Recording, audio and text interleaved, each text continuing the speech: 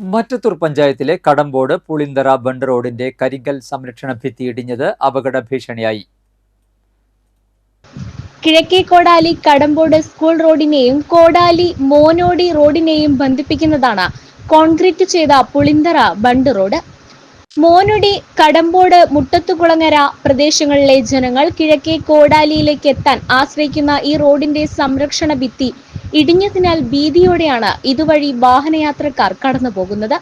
സമീപത്തെ തോട്ടിലേക്കാണ് കരിങ്കൽ കെട്ട് ഇടിഞ്ഞിട്ടുള്ളത്. മറ്റു ചില ഭാഗങ്ങളിൽ വിള്ളൽ പ്രത്യക്ഷപ്പെട്ടിട്ടുള്ളതിനാൽ ഇനിയും സംരക്ഷണ ഭിത്തിയുടെ ഭാഗം തോട്ടിലേക്ക് ഇടിയാവുന്ന അവസ്ഥയിലാണ്.